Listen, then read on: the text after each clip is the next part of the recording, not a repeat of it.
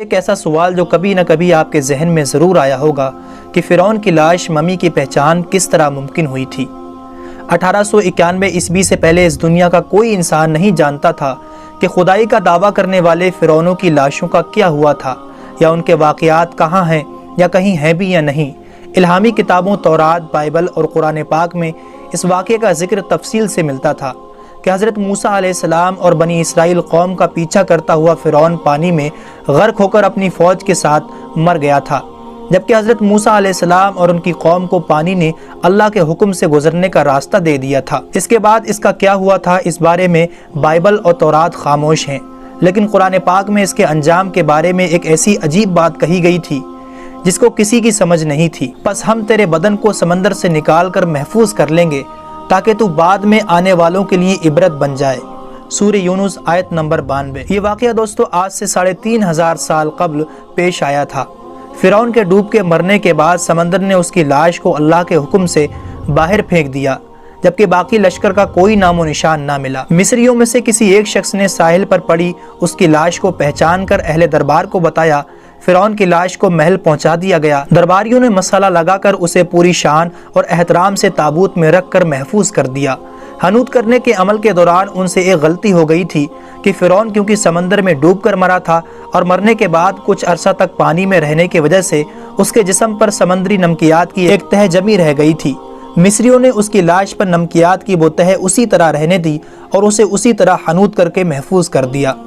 وقت گزرتا رہا، زمین و آسمان نے بہت سے انقلاب دیکھے جن کی گرد کے نیچے سب کچھ چھپ گیا، حتیٰ کہ فرعونیوں کی حنوط شدہ لاشیں بھی زمین کی تہ میں چھپ گئی تھیں۔ ان کے نام صرف کتابوں اور ان کی تعمیرات اور لوگوں کے ذہنوں میں رہ گئے تھے۔ اس واقعے کے 2000 سال بعد اس دنیا میں اللہ کے آخری پیغمبر حضرت محمد صلی اللہ علیہ وسلم تشریف لائے۔ ان پر نازل ہونے والی آخری کتاب میں فرعونیوں کے قصے بڑی تفصیل کے ساتھ بیان کیے گئے تھے، اور اسی سلسلے میں اسی فرعون کا جسم محفوظ کرنے کی بات بھی ایک آیت میں نازل ہوئی تھی، جس کی سچائی پر سب اہل ایمان کا پختہ یقین تو تھا، لیکن وہ سمجھنے سے قاصر تھے کہ اس خدائی کا دعویٰ کرنے والے کی لاش کہاں محفوظ کی گئی اور کیسے اسے عبرت کا نشان بنایا جائے گا۔ 1871 عیسوی میں مصر کے ایک شہر الغرنیہ سے تعلق رکھنے والے ایک غریب اور معمولی چور احمد عبد الرسول کو فرعونیوں کی حنوط شدہ لاشوں کی طرف جانے والے خفیہ راستے کی رسائی مل گئی۔ احمد عبد الرسول جو کہ پرانی چیزوں کو چرا کر بیچا کرتا تھا، ایک دن وہ دریائے نیل کے کنارے سے تسبیحہ کے مقام پر اسی سلسلے میں پھر رہا تھا۔ جب اسے ایک خفیہ راستے کا پتہ چلا، وہاں پر وہ پرانی چیزوں کے لیے جگہ کھود رہا تھا، اسی دوران اسے کچھ لوگوں نے پکڑ لیا اور پولیس کے حوالے کر دیا۔ وہ جس جگہ کو کھود رہا تھا وہاں سے ملنے والے راستے کی جب مسلسل کھدائی کی گئی، 1891 عیسوی کو دوسری ممی کے ساتھ اسی غرق ہونے والے فرعون کی لاش بھی وہیں ملی۔ اس کے تابوت اور سینے کے مقام پر اس کا نام لکھا ہوا تھا۔ ان ممیوں کو ماہرین قاہرہ لے گئے۔ جب ان ممیوں کا تفصیل سے جائزہ لیا گیا تو فرعون والی ممی پر جمی ہوئی نمکیات کی تہ سے تصدیق ہو گئی کہ یہ وہی فرعون ہے جسے اللہ نے پانی میں غرق کر کے بدترین عذاب سے دوچار کیا تھا۔ یہ بہت بڑا واقعہ تھا۔ اس کی تصدیق کے لیے دنیا بھر سے ماہرین آثار قدیمہ اور سائنسدان مصر کی طرف چل پڑے۔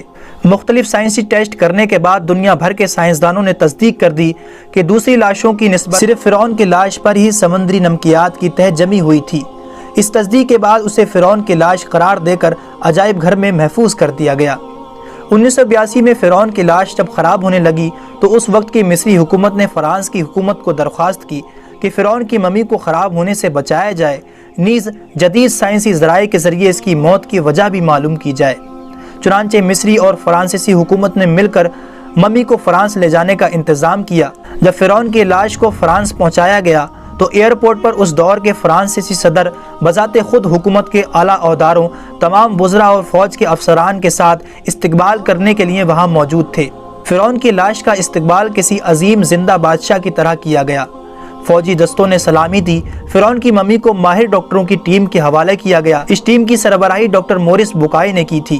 مائکرواسکوپ ٹیسٹوں کے ذریعے ممی کے تمام اجزاء کا باریکی سے جائزہ لیا گیا تو معلوم ہوا کہ اس کی لاش اور جسم میں سمندری ذرات ابھی تک موجود ہیں اور موت کی وجہ بھی پانی میں ڈوبنے کی وجہ سے ہوئی تھی۔ ایک بادشاہ کی موت پانی میں ڈوبنے کی وجہ سے ہو، یہ ڈاکٹر مورس کے لیے حیرت کی بات تھی۔ اس نے اس ممی کے بارے میں مزید جاننے کی کوشش کی تو اسے معلوم ہوا کہ اس بادشاہ کی موت کے حالات مسلمانوں کے نبی حضرت محمد صلی اللہ علیہ وسلم پر اتری کتاب قرآن پاک میں تفصیل سے درج ہیں۔ اسے علم تھا کہ جہاں یہ لاش ملی ہے وہ ایک اسلامی ملک ہے، چنانچہ وہ تجسس کے ہاتھوں مجبور ہو کر وہ مصر پہنچا۔ وہ ایک سائنسدان تھا، اس نے اس معاملے میں مصر کے ہی ایک سائنسدان سے ملاقات کی۔ اس سائنسدان نے قرآن پاک کھول کر اسے سورہ یونس کی آیت نمبر 90 اور 92 کا ترجمہ لفظ با لفظ سنا دیا۔ فرعون کا خدائی کا دعویٰ، اس کا پانی میں ڈوب کر مرنا اور پھر پانی سے نکال کر اس کی لاش کا حنوط ہو جانا اور پھر دوبارہ لاش کا ملنا اور پھر اس کی لاش کو جدید سائنسی دور میں دوبارہ محفوظ کیا جانا،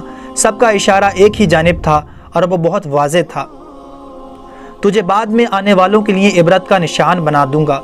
فرعون کی لاش ایسے محفوظ کر کے دنیا کے سامنے لا رکھ دی گئی ہے کہ انٹرنیٹ کی ایک کلک پر رسائل و جرائد، ٹی وی چینلز اور عجائب گھر میں اربوں انسانوں کی آنکھوں کے سامنے ترس حالت میں موجود ہے، عبرت کے لیے، سوچنے کے لیے کہ عبادت کے لائق اور ہمیشہ رہنے والا وہی ہے جو سب کا خالق اور رازق ہے۔ ڈاکٹر موریس نے جب آیت کا ترجمہ سنا تو اسی وقت پکار اٹھا، اللہ سچا ہے، اس کا قرآن سچا ہے اور اس کا نبی حضرت محمد صلی اللہ علیہ وسلم سچے ہیں۔